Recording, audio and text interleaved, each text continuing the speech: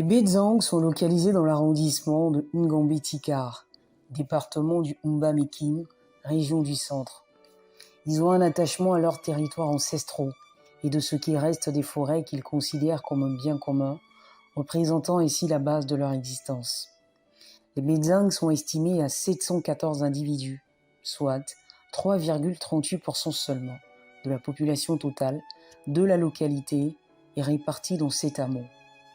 Peuple au tempérament docile, quelque peu introverti, orienté vers la satisfaction de ses besoins primaires, les Bedzang, ces pygmées du centre, subissent depuis longtemps une discrimination de la part de leurs voisins Tikar et un abandon remarqué de la part de l'administration locale et même nationale, ce qui ne s'est pas amélioré avec le temps, tant du fait de la pression de la déforestation.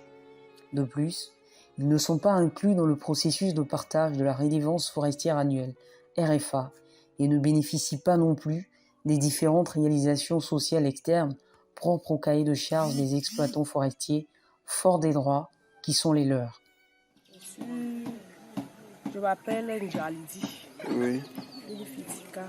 Oui. Mon père est Tika. Ma mère est Tika. Et vous êtes installé dans le hameau aussi depuis combien de temps? Ça fait 2 ans. Oui. Je suis ici. Ça fait 2 ans déjà. Je vis avec les Bedzang. Je leur donne l'argent, on part au champ, ils me défichent. Oui. Je les paye. Si ils ont la viande, ils aussi me vendent. Je leur donne l'argent. Oui. On vient acheter le vin, on boit, on danse. Vous êtes Bedzang? Ici en Bandé. Vous êtes Bedzang de Bandé? Oui. Ah. On a le problème ici pour la forêt. Les autres bouffent les bois sans que ça nous donne quelque chose. Ah. Donc ça veut dire qu'ils coupent le bois sans rien donner? Rien. On tend les pièges, mais les autres pas tirer l'arme. Comment on n'a pas les armes? Oui. Voilà. Quand vous tendez les pièges, ils enlèvent le gibier. Ils chassent. Ce petit quartier, tu as passé là. Ah, le village qui est au fond là. Oui. Ah. Ici à Cancan. Oui. L'organisation sociale dans les hameaux Bedzang y est très simple. On trouve à la tête du hameau le chef, appelé en Tikar Umbwang, autour duquel se trouvent des notables, qui jouent également le rôle de conseiller du chef. Le chef du hameau est choisi parmi les membres de la communauté sur la base de ses compétences au sein de la communauté. Leurs hameaux sont logés dans des villages Tikar, sous le contrôle d'un chef de village, par ailleurs tutelle de leur hameau. Ainsi, tous les problèmes qui surviennent au sein de leur hameau doivent être soumis à un chef de village, dont les décisions n'épousent pas la plupart du temps les contours de leur réalité et ne sont donc pas de nature à leur apporter une pleine satisfaction. Le phénomène d'accaparement des terres pour l'exploitation agricole par les Tikar et autres halogènes compromet sérieusement leur subsistance. Ils vivent désormais en bordure de route, car expulsés de leur forêt par l'exploitation forestière qui y bat son plein. Entre expulsion des forêts et menaces de mort de la part des Tikar, ceux-ci ne sont plus en même de subvenir à leurs besoins et augmentent de ce fait leur état de pauvreté ainsi que leur vulnérabilité aux maladies. Ils doivent dès lors faire preuve d'une certaine opiniâtreté pour nourrir leur progéniture au risque de leur vie. Mon c'est Rose Claire de Gilles, chef de service de l'action sociale. Comme si je veux parler des Bedzang. Les Bedzang qui sont une population d'environ 900 âmes reparties dans cette communauté et qui connaissent plusieurs problèmes, entre autres la marginalisation, la pauvreté, le problème de citoyenneté, de l'éducation, les problèmes forestiers et fonciers. Donc, avec Ecodev, il y a beaucoup de solutions qui sont trouvées aux problèmes que connaissent les Bedzang. Particulièrement lequel? Concrètement, les Ecodev sensibilisent les Bedzang par rapport à la sécurisation de leurs droits fonciers et forestiers. Nous faisons ce que nous avons déjà l'habitude de faire. Oui. Aider par exemple les enfants besoin à avoir des actes de naissance. Oui. Mais sensibiliser par rapport à l'éducation de leurs enfants. Oui. Oui. Parce que c'est des champions de l'école missionnaire. Oui. C'est les champions de l'école missionnaire. Donc, nous sommes sur le terrain, au quotidien, nous les sensibilisons par rapport aux bienfaits de l'éducation. Comme vous parlez un peu des paysans.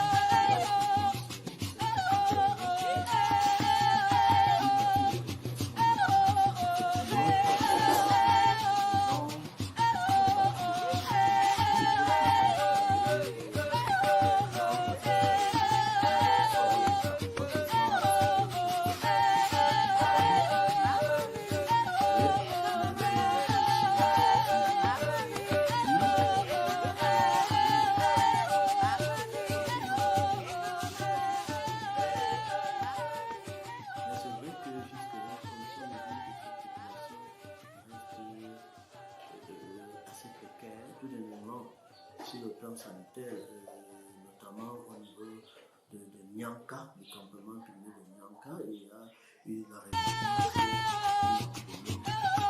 du genre.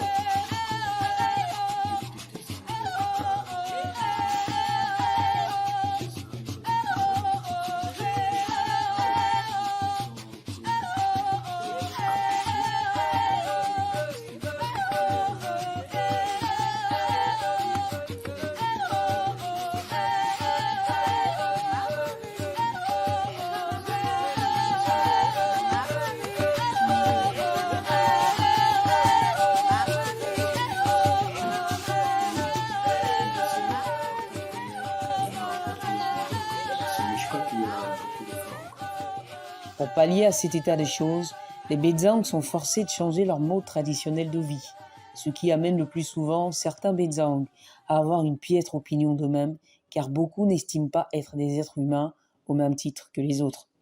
Nous souffrons beaucoup, et personne ne vient nous aider, alors qu'ils connaissent bien, peut-être nous sommes des animaux, sans le savoir. Ainsi s'exclame un habitant du hameau de Ngandie. Cet état des choses est corollaire à l'ignorance ou l'abus de la part des tiers quant à leurs droits, d'où l'urgence de mener des actions de sensibilisation et discussions communautaires.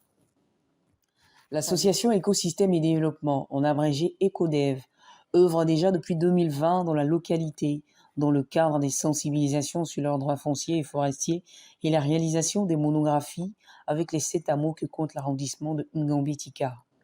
L'organisation des rencontres de discussion multipartites annuelles entre les différents partis ayant une incidence sur le quotidien des populations Bedzang serait déjà faire un grand pas vers la recherche de solutions aux différents maux qui minent la vie de cette population.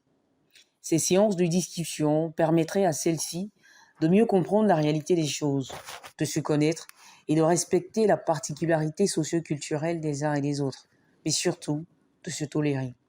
Ces rencontres pourraient ainsi impliquer les autorités administratives locales et municipales, les chefs traditionnels des villages tutelles et les représentants des 7 hameaux Bedzang. Pour un développement économique intégral de cette population, tel qu'inscrit dans la loi fondamentale, il urge de doter les Bedzang des 7 hameaux des outils leur permettant de mettre sur pied des activités susceptibles d'impulser et de catalyser le développement de ceux-ci. Il pourrait s'agir de formation à l'apiculture, ou encore à la pisciculture, ou même la création de plantations de maïs et autres produits vivriers à même d'être gérés par les Bedzang sans intervention, sinon celle du suivi. Ces actions de sensibilisation et discussion communautaire, déjà engagées par EcoDev, doivent s'intensifier afin de distiller la connaissance auprès d'eux, mais aussi et surtout de les autonomiser en accompagnant ces derniers à mettre sur pied une association capable de les représenter et de les défendre dans tous les cercles de décision de la vie locale et nationale. Les Bedzang sont un peu porte-autour de forêts localisées dans ce monde de Ngambie-Tikar et ce peuple est sujet à différents maux, notamment l'accaparement de la terre, la marginalisation, l'assimilation aux différentes autres couches, la perte de leur identité et différentes autres violations de leurs droits. En ce qui concerne l'accaparement des terres, ceux-ci voient un peu plus chaque jour les différentes forêts ou parcelles de terre sur lesquelles ils mènent des activités, forêts dans lesquelles ils mènent des activités de récolte des PFNL, de chasse, qui sont les activités de subsistance propres à ceux-ci. Voir ainsi dans ces forêts accaparées de jour en jour, tant par l'autorité administrative, tant par l'autorité, tant par l'élite, tant par leurs congénères Tika et des autres tribus. L'autorité administrative qui très souvent met ces forêts-là en exploitation à travers l'octroi des titres d'exploitation, tels que ici j'ai cité les unités forestières d'aménagement dans lesquelles les peuples autochtones Bedzans n'ont pas l'autorisation de pénétrer et dans lesquelles se trouvent les différentes plantes médicinales dans lesquelles ils doivent faire la chasse pour pouvoir subvenir à leurs besoins. Et puis entrer, beaucoup font l'objet d'opiniâtreté, d'étuditisme et suit très souvent des La question des peuples autochtones Bedzans, de Gambetika, est propre à celle des peuples autochtones des forêts du Cameroun, avec une simple différence que les Bedzans de Gambetika semblent avoir été oubliés, raison pour laquelle jusqu'aujourd'hui, ils sont encore victimes des abus qui tendent même à les assimiler et à faire disparaître complètement leur culture. Les actions menées jusqu'ici par ECODEV ont aidé à entamer les moyens, les voies et moyens pour trouver des... C'est important que tous les partenaires au développement, l'administration et même tous les acteurs puissent porter une attention particulière sur ce peuple qui est en train de perdre complètement ses racines, sa culture, ainsi que son mode de vie traditionnel. Il y a beaucoup à faire, mais il y a encore beaucoup d'espoir. Nous comptons donc sur ces âmes de bonne volonté qui pourront, n'est-ce pas, se tourner vers ces peuples afin de garantir la sécurité de leurs droits, leur autopromotion, tout en mettant en place des mécanismes qui leur permettent de se prendre eux-mêmes en charge. Lorsqu'un peuple est oublié, il y a de fortes possibilités qu'il puisse disparaître. Dans une société aujourd'hui où il faudrait beaucoup de connexion et beaucoup d'accompagnement, de synergie, les Bedzans se doivent d'être en contact avec les autres peuples tels que les Baka, les Bageli, les Bakola.